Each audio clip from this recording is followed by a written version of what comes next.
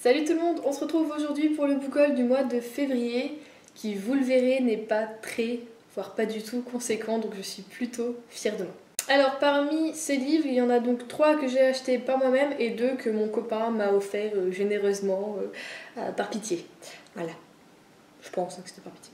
Donc je vous montre ce qu'il m'a offert en premier. J'ai donc enfin fait l'acquisition grâce à lui du tome 4 de Lux, Origine de Jennifer L. Armentrout aux éditions J'ai lu. Et je vais bientôt le lire, parce que oui, forcément j'en entends beaucoup parler, comme quoi le tome 4 est juste à s'arracher les cheveux, voilà, donc je veux forcément savoir ce qu'il se passe et retrouver surtout mes personnages que j'adore. Il m'a également acheté le tome 1 des désastreuses aventures des orphelins de Baudelaire de Lemony Snicket.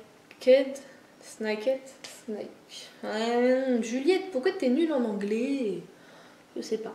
Donc c'est l'intégrale donc 1 chez Nathan.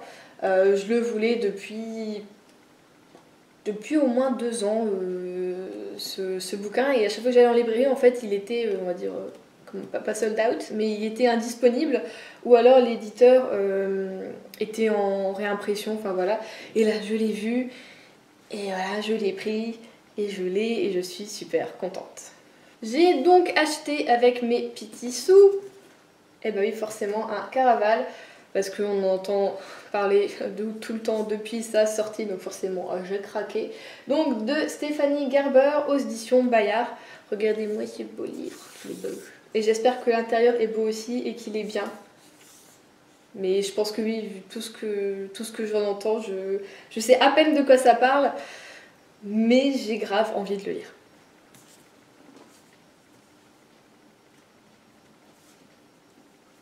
J'ai également craqué pour La Faucheuse, donc lui, quand j'étais encore en jeunesse, il allait paraître, et du coup on avait les services presse, des choses comme ça, et je voulais trop le lire, mais j'ai des collègues qui l'ont eu avant moi, et au final, bon bah j'ai dû me l'acheter, voilà. Donc de Neil Shusterman, de la collection R.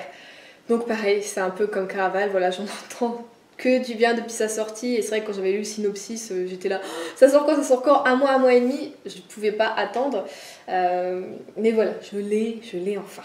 Et pour finir, j'ai donc enfin aussi acquis donc Le Paris des merveilles de Pierre Pevel aux éditions Bragelonne, donc qui est le tome 1. Parce que pareil, ça fait au moins 1 an et demi que je le ziote, cette série là, cette trilogie, je la regarde, je me dis...